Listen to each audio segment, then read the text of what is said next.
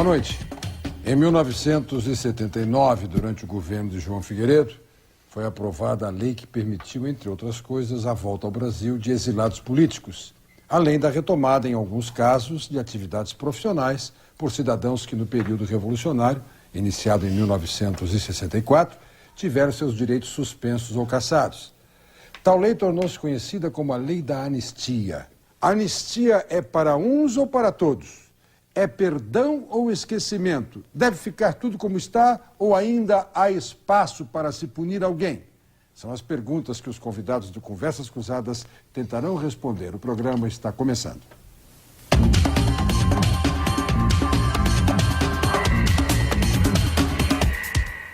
São convidados do programa o arquiteto e escritor Percival Pugina.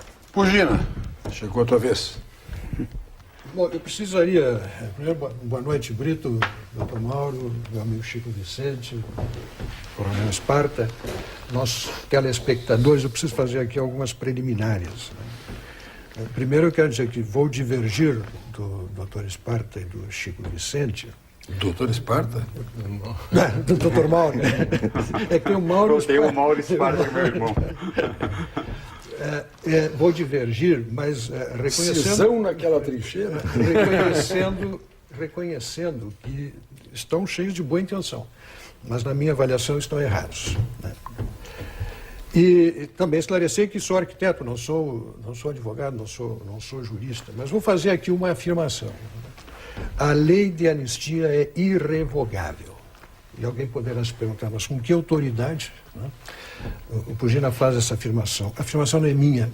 A afirmação é título de um artigo do Dr. Paulo Brossard Souza Pinto, na Zero Hora do dia 19 de janeiro de 2010.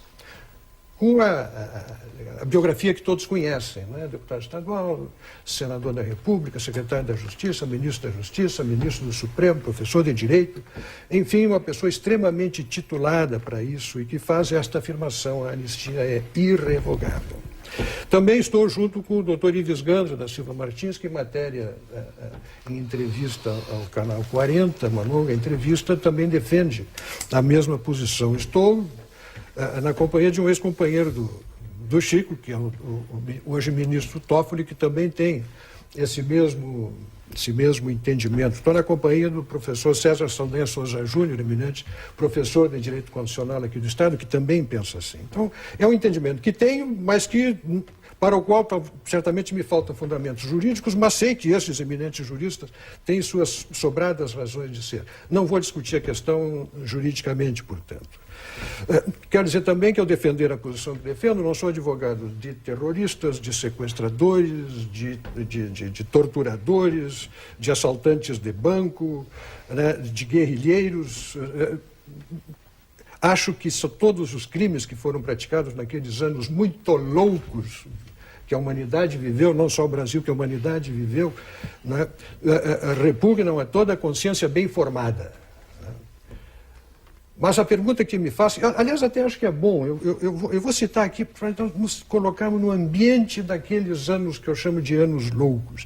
Logo depois da Segunda Guerra Mundial, olha a sequência de fatos que aconteceram na humanidade. A vitória de Mao na China em 49, o ataque comunista à Coreia do Sul em 50, a transformação de diversos países europeus, sangrenta transformação em repúblicas populares, a invasão do Tibete em 1950, a divisão do Vietnã em 54, a construção do Muro de Berlim em 61, a Guerra do Vietnã em 61, o envio de mísseis soviéticos para Cuba em 62, o fracasso da resistência húngara, aquela tentativa heróica dos húngaros, a Primavera de Praga, Brito, em 68, e todas as guerrilhas que se instalaram na América Latina naquele período. Ora, que anos tristes, boa parte desse período, os sexagenários da mesa que estamos nos assistindo viveram e certamente não têm saudades. Não tem saudade. Que período triste! E eu fico me perguntando, vamos retornar a isso? Vamos trazer à memória, Brito. Vamos trazer à memória, Chico, como tu querias, para a história, esses fatos que são da história, em nome do quê? Em nome do quê? Nós não podemos resolver o passado.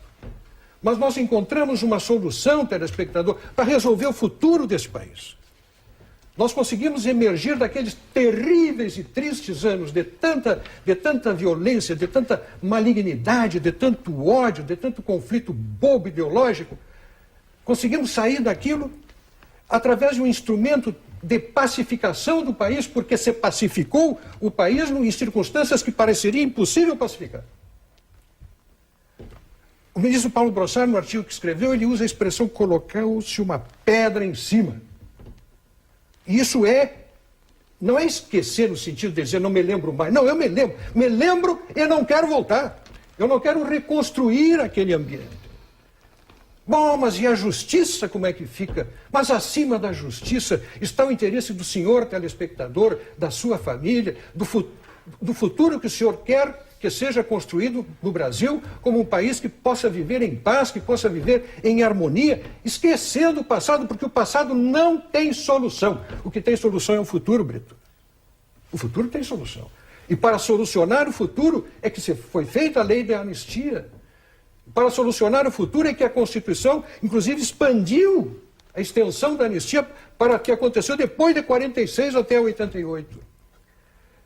Querer acabar com isso, em nome da justiça, é esquecer o bem comum, é esquecer a solidariedade, é esquecer os princípios cristãos do perdão, que é a única maneira pela qual os povos civilizados podem resolver contendas como aquelas que aconteceram no Brasil, como aconteceram na África do Sul, como aconteceram na Espanha. Os países que resolveram isto, resolveram por estes bons e sagrados modos do perdão.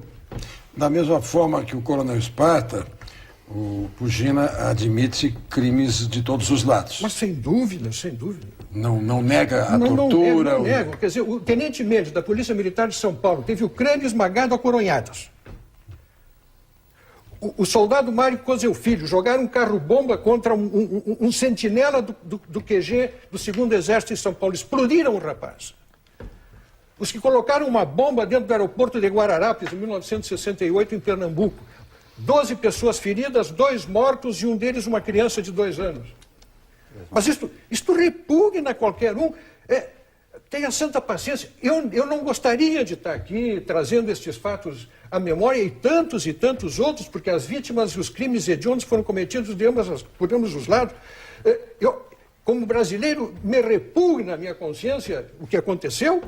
E acho que a melhor maneira de resolver isso é aquela que foi adotada para resolver. Bota uma pedra em cima. O passado não tem solução, mas podemos solucionar o Brasil para frente. Última pergunta desse bloco. Reconhece os crimes de todos os lados e entende que devem ser esquecidos por que razão os dois lados tinham a mesma motivação política? Mas, evidentemente, política. E mais, eu não reconheço que o lado que enfrentou o regime militar tivesse, não reconheço e sei, porque está para lá descrito pelos próprios combatentes do período, eles não lutavam pela democracia. Tu conhece alguém que tenha puxado um bodoque, Brito, para restaurar o governo no Jango Goulart? Tu conhece alguém que tenha declarado nós estamos lutando pela democracia? Olha, a lista das organizações guerrilheiras e dos movimentos que se constituíram no país naquele período, envolve mais de 100 organizações. Nenhuma delas tem a sigla, tem o D de democracia na sua sigla. São comunistas, são marxistas, são socialistas, são revolucionários. Podem pegar essa lista, está disponível na internet, leiam, vocês vão ver, ninguém lutava pela democracia. Assistam o filme Hércules 56, leiam a obra do Jacob Gorenden, leiam as entrevistas do Arão Reis. Ninguém lutava pela democracia, lutava por um outro regime que, na minha avaliação, era muito pior do que aquele que estava instalado. Vamos ao intervalo e depois retomamos o debate no próximo bloco.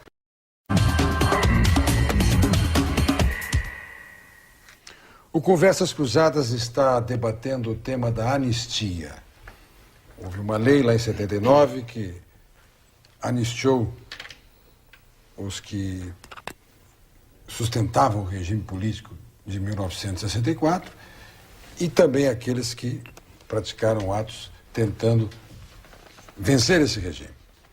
A Ordem dos Advogados do Brasil está lá no Supremo Tribunal Federal pretendendo que o Supremo diga que a lei de anistia está sendo interpretada de maneira equivocada e que não teria sido uma tampa sobre todas as coisas, esquecimento e perdão. Pugina. Veja o nosso telespectador. O senhor sabe quando é que nós vamos nos entender sobre a história? Nunca houve na história entendimento sobre a história, Chico. Sempre haverá leituras diferentes da realidade. Agora, eu gosto de ler para conhecer a história daquele período. Eu gosto de ler o livro escrito por aqueles que participaram da luta armada. Como, por exemplo, o livro do Flávio Tavares. Tu disseste que levasse meio de barbada, assim, os movimentos guerrilheiros que se instalaram em toda a América Latina e na África naquele período. Não, não foi assim. Não foi assim, como não foi assim em todo o leste europeu. Foi coisa muito séria. E no livro do Flávio Tavares, Memórias do Esquecimento, ele relata, ali, para quem quiser ler, honestamente, como o Flávio Tavares é um homem profundamente honesto, que ele ia a Montevidéu buscar os dólares que o Fidel Castro tinha mandado para o Brizola para financiar a luta armada no Brasil. Não vinha de nenhum país democrático lutando pela democracia, vinha de Cuba. Assim como os que operavam na luta armada, eles operavam treinados e recebendo recursos e orientação daquelas maravilhas da democracia mundial que estavam localizadas em Havana, Pequim e Moscou. Ou não? Também isto é dado da história. Agora eu pergunto, se não vamos nos entender sobre a história e conseguimos nos entender sobre o futuro, nosso telespectador, a lei de anistia de 1979, ou seja, conta 31 anos. Eu pergunto, nestes 31 anos, o senhor, a senhora e sua família em casa viveram na angústia da incerteza, da insegurança a respeito de quem os senhores e as senhoras são, de quem são os seus filhos? Viveram na agonia do desconhecimento da verdade? Mas com tanto livro escrito, com tanto filme, vá assistir, repito, Hércules 56, vá ouvir da boca dos participantes, do Vladimir Palmeira, quem eram os outros? O Franklin Martins, o Paulo de Tarso Venceslau, o Daniel Arão Reis. Não lutavam pela democracia. Não tinham nenhuma preocupação democrática, pelo contrário, consideravam aqueles, como o ministro Paulo Brossard, o senador Paulo Brossard, aqueles que estavam na trincheira do MDB e do PMDB, como a serviço da democracia burguesa. Eles desprezavam as instituições democráticas, desprezavam as regras do jogo político e fizeram uma opção revolucionária. Bom, quem quiser saber sabe, quem não quiser saber não sabe. Agora, um país que produziu, na minha avaliação, no ato de anistia, o mais importante instrumento de conciliação nacional, praticamente impossível, querer agora esfurungar, tirar a tampa e vamos ver o que tem lá dentro, como é que foi exatamente o detalhe disso, trazer isto para a realidade, para as manchetes, mas é um equívoco terrível. 30 anos depois... 30 anos depois, resgatar, não a memória, mas o sofrimento, a indignidade, os pontos de conflito, de contradição, trazer tudo isso ao tempo presente. Mas em nome do quê? Nós passamos muito bem sem isso. Conseguimos superar o que parecia insuperável. Imagine o senhor, se o governo cubano cair amanhã, e se quisermos fazer esta recuperação lá, mas vamos botar 2 milhões de agentes cubanos, desses que andam pelos quarteirões fiscalizando a vida de todo mundo. Imagina o confronto e o conflito que vai se dar um país que já produziu 30 mil mortos, 2 milhões de imigrantes, fora os que morreram no mar. Lá também vai ser necessário um perdão. E o perdão... Não se resolvem estas questões apenas com o direito e a justiça, se resolve com a política. E a política deu solução para algo que parecia que não tinha solução no campo do direito. Bota uma pedra em cima.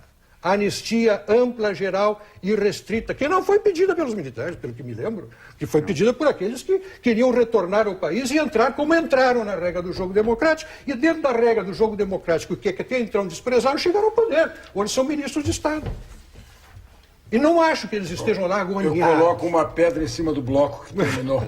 Eu vou comercial e já volto.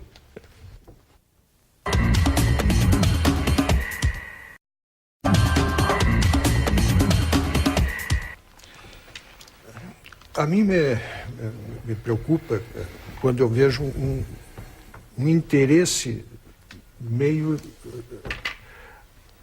prejudicado em relação à verdade.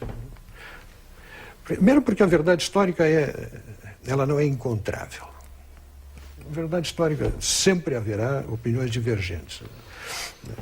Os historiadores e os historiógrafos não se entendem a respeito de dos fatos mais comuns.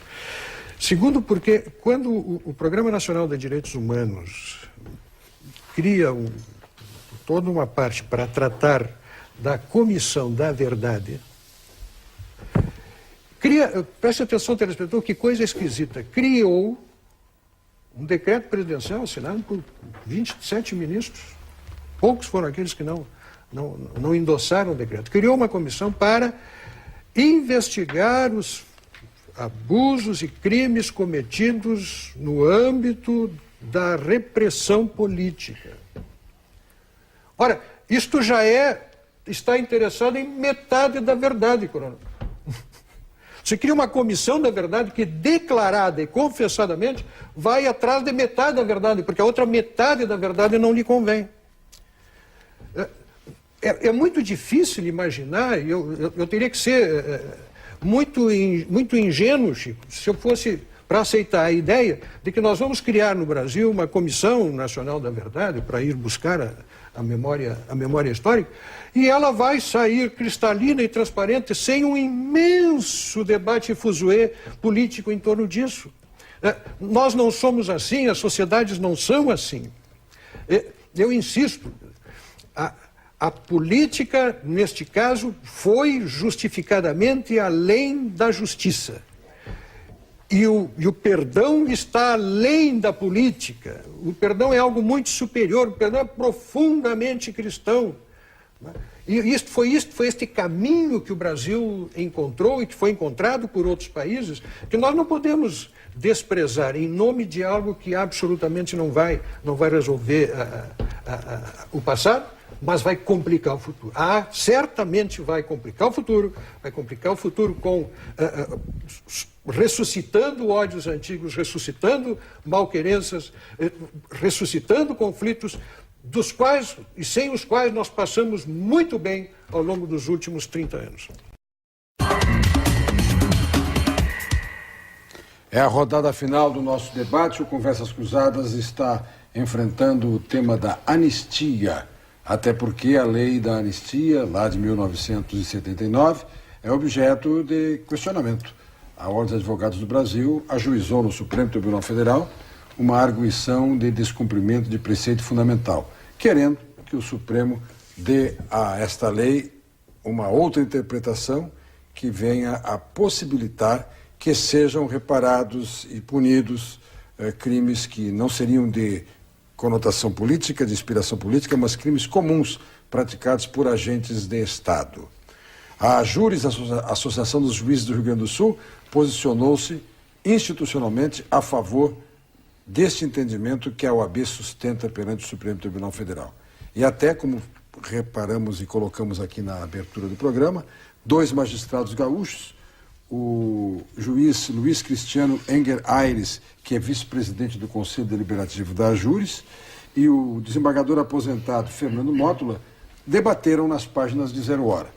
No dia 22 de abril, o artigo de Luiz Cristiano Enger Aires, sustentando, em nome da Júris, a posição que a OAB sustenta no Supremo, e no dia de hoje, Zero Hora, com o mesmo título, Os Juízes do Rio Grande e a Anistia, traz a posição diametralmente oposta. Nós vamos então rodar agora o debate, 2 minutos e meio mais uma vez para cada convidado. Para as suas posições finais, eu começo. Pugina, pode encerrar o programa. A menos que eu seja muito ignorante, eu acho que aquilo que não estava previsto na lei penal brasileira não pode ser declarado como crime e retroagir na sua aplicação e na sua vigência, como é o caso da tortura e do terrorismo, de ambos. Doutor Mauro, como é que se diz no direito quando há duas partes em conflito e tem uma terceira que tem um interesse em relação a isso que está em pauta? Esse terceiro, como é que se chama Terceiro interessado. Terceiro interessado, né? Terceiro interessado. Eu me coloco aqui na posição de terceiro interessado em relação a isso, no sentido de como membro da sociedade, que a rigor não tem nada a ver com o peixe em si, né? Percebe os riscos a que ficamos expostos, e nesse sentido acho que é a mesma situação do nosso telespectador, quando alguém, às vezes até movido por boa intenção, como reconheço que certamente o Dr. Mauro e o Chico têm, né, tentam trazer para o tempo presente as ronhas, as broncas, as maldades e as malignidades do passado, em nome de construir uma verdade histórica em torno da qual nós não vamos conseguir nos acertar. Mas, como eu disse, nós podemos nos entender e nos entendemos em relação ao futuro e andamos assim durante 30 anos, né, sem que estivéssemos padecendo ou que tenhamos sofrido qualquer coisa em virtude disso. Eu acho que há crimes hediondos, né? Eu acho que há crimes que não poderiam jamais ser praticados e, quando praticados, deveriam ser punidos com extrema gravidade. Agora, eu vejo nos jornais tortura acontecendo nas prisões brasileiras e eu não tenho ouvido de parte da OAB, de parte da Júris, quem sabe, posso estar cometendo uma injustiça, né? Manifestações assim, públicas, institucionais em relação... Bom, também não sei se aconteceu aqui no Rio Grande do Sul, mas está acontecendo, a tortura continua acontecendo, Brito, né? E onde é que está o interesse por esses infelizes torturados nas prisões? Eu acho que tem muito interesse político por trás disso e não é pela boa política, não é pela política da pacificação. Muito obrigado aos nossos convidados, tenham os nossos telespectadores um bom fim de semana. A gente volta segunda-feira, às 10h30 da noite, com mais um Conversas Cruzadas. Até lá.